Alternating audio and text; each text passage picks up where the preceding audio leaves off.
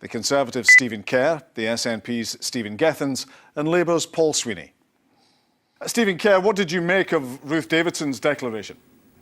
I felt Ruth's comments today were instinctive to a unionist, that what's paramount in the current situation is the integrity of the United Kingdom and the integrity of our domestic market, our single market.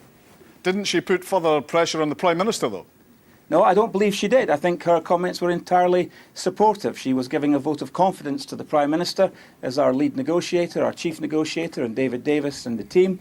And as we've heard from them, and David Davis in the House of Commons earlier on today, and of course even from Juncker and Tusk yesterday, we are very near to an agreement that will allow us to move to the next phase of these very important negotiations. We thought we were very near yesterday, and it was scuppered apparently by the DUP. How can we be sure it'll happen this time?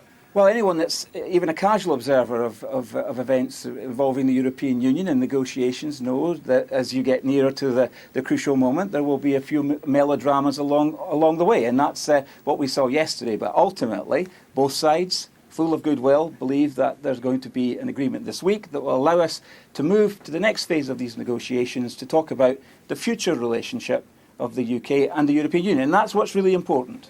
A mere melodrama, Paul Sweeney. Well, I think that's quite the understatement, actually. It's as if no one knew that the Irish border would be a critical issue that had to be overcome. And it's quite clear that this is just a case of a government that's on the hoof, making it up as it goes along with these critical issues such as the Good Friday Agreement, the very underpinning of security and stability in the island of Ireland, threatened by this possible hard Brexit, and also the idea that there could be differentiated arrangements across different parts of the United Kingdom. It's clear that's unmanageable, and what Labour has been saying all along about having to maintain the benefits of the single market and the customs union is the only manageable way of doing this, unless we're going to have a hard border on the island of Ireland, which would destroy the fabric of the Good Friday Agreement and the peace process, and also potentially rend the whole fabric of the United Kingdom. So when the Tories say they are defending the United Kingdom, it couldn't be more laughable. The reality playing out before us shows how shambolic and dangerous this situation actually is. So that's your party's position then, a soft Brexit, as it were? Well, it's an inevitable situation, and also this idea that the single market is something you're in or out of is a misnomer, actually. So just to be clear, that is the Labour Party position then? Yes, absolutely. Yes, it's actually managing a situation where we have minimal harms with regards to transitioning out of the European Union, so we maintain the benefits of the single market and the customs unions. That's always been Labour's position.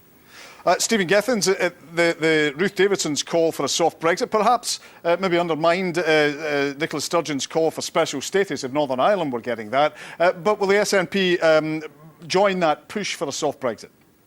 Well, look, I'll give Stephen Kerr his due. He did warn us during the general election of a coalition of chaos. What they didn't tell us, that the coalition of chaos was going to be a Tory DUP mess as we're seeing at the moment. But what's really important here, and what we've been pushing for a year now, and actually since even the day after the EU referendum, is to retain membership of the single market, membership of the customs union, and that would have overcome the problems that we've seen today. But also critically, rather than being about trying to save, if you like, Tory MP jobs, be trying to save the hundreds of thousands of jobs that rely on our membership of the single market.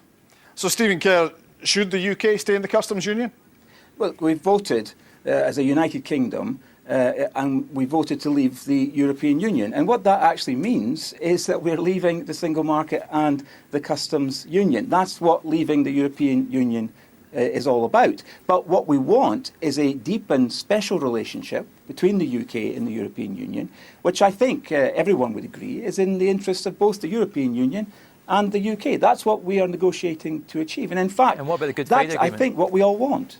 What about Paul Murray's point there, the Good Friday Agreement? How will that be impacted? Well, the Good Friday Agreement is largely unaffected by all of this. The understandings, the relationships between Northern Ireland and Ireland and indeed the UK, those are sacrosanct to the Good Friday Agreement. There's nothing about this situation that needs to imperil the Good Friday Agreement. And what this situation is all about is restating that as a Conservative and Unionist government, we are putting primary in our considerations as we negotiate our departure from the European Union and the new relationship that we're going to have with the European Union, the integrity of the Union between England, Scotland, Wales and Northern Ireland. Paul Sweeney, did he answer your question there? No, absolutely not, because it's in complete contradiction to what the Taoiseach's been saying about this issue. We cannot have a situation where there's such a divergence between the United Kingdom and the rest of the European Union that the Republic of Ireland has a situation with a hard border on the island of Ireland. That's simply unmanageable, and it's impractical to envisage that could happen. So the only realistic position is going to be to maintain a situation of alignment where we have the benefits of the single market and the customs union. That's the only way we can maintain that stability across the islands of the United Kingdom and Ireland. And Stephen Gethins, how would you solve the Irish question, as it were?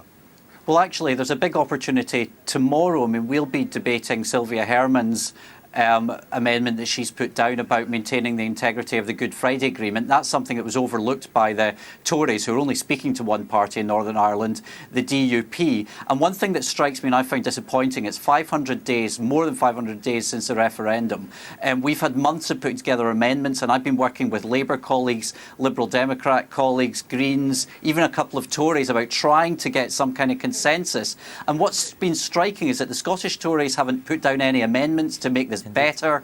They haven't signed up to amendments. This is a mess that we're in. And what I'd like to see the Scottish Tories do, after 6 months after they got elected almost, was to try and engage positively. That's what MPs do. They've got a big opportunity, and actually they missed the opportunity last night on those devolution clauses. So I'd like to see them take it tomorrow on the Good Friday Agreement clause. Stephen Kerr. No, the bill is at the committee stage. There was a very healthy and lively debate yesterday about the amendments put down by other parties. We are working with the government, with ministers. We accept that there need to be changes to clause 11 in particular, and we're working with ministers to that end. Now's your chance. Now's your chance, says Stephen Kerr. Stephen Gethins saying, now's your chance. This is when it's happening. Now's your big chance, and you've blown it. No, not at all, not at all. This is the committee stage. There's more stages to come in the bill's progress, and we fully expect, as a result of our discussions with the government and with ministers, that there will be changes to Clause 11, and that will be satisfactory not only to us, but satisfactory, I think, just as importantly, to the devolved administrations. Well, why haven't you put down any amendments? Look, we're even working with Conservative MPs in a parliament of minorities. We're talking to ministers. Well, look, they're clearly not listening to you. So no, they in are. A parliament of minorities, and actually remember... I think you know they are. Look, Stephen, do remember in Parliament, I know you're reasonably new to Parliament, but in Parliament, it's Parliament that governs the executive. Now, in a Parliament of minorities, we all have a responsibility to work together. You can't sit in a small group of Tories. Well, Stephen, I've had to put things to one side and try and speak to other parties. Let me bring in Paul Sweeney at this point. Talking about cross-party cooperation, would that be acceptable? Would you be able to support cross-party support for a soft Brexit?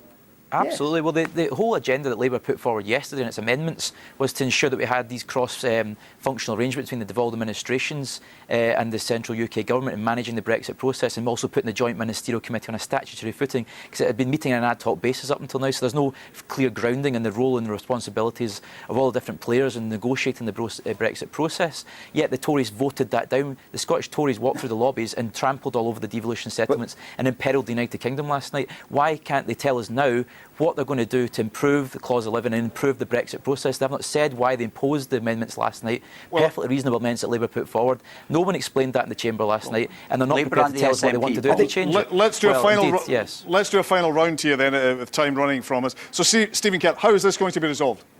Well, I think that there will be agreement this week, and I think that we will get on to the next stage of these negotiations. It was very unfortunate from the very beginning that the European Union insisted on this sequential approach to this negotiation, because, for example, in relation to the border issue... Just briefly, if you will.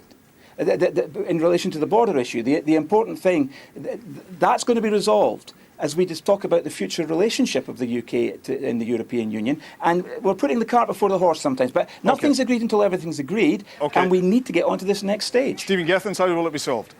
Well, look, there were a number of amendments. Paul's right to point out. What he didn't point out was obviously they went down in my name, Ian Blackford's name, but also, they were drafted by Scottish Government and Welsh colleagues. What we need to do is a Parliament of minorities. There's an opportunity. Let's try and work together rather than having the Tories just working with one party. That solves nothing. And Paul Sweeney.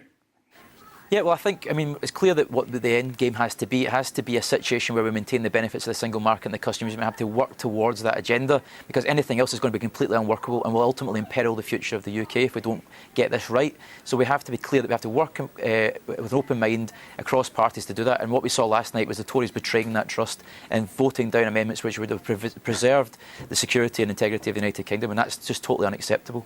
And they will have to leave it. Gentlemen, thank you all for joining us in Scotland tonight. Thank you. Thank you.